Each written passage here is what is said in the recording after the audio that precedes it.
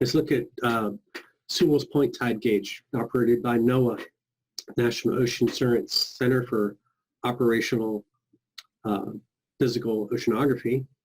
And we see a blue line here indicating the predicted water level for the tides. And then you see a red line indicating the actual observed. This would include meteorological forcing for tide.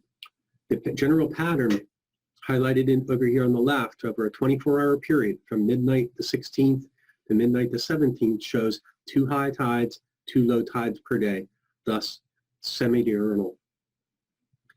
You might notice the differentiation of the red line versus the predicted blue.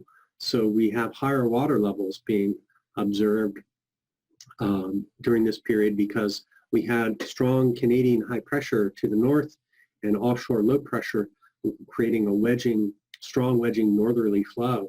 And that essentially was piling up water in the south side of the Chesapeake Bay, creating basically a strong wind tide addition to the solunar tide. If you also visit these tide gauges, you will find that they make this distinction frequently. So we want to track the deviation when these meteorological events influence water level.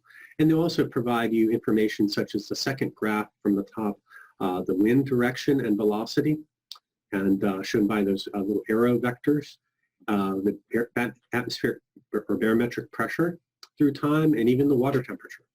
So these tide stations or tide gauges also are important weather and meteorological observation stations.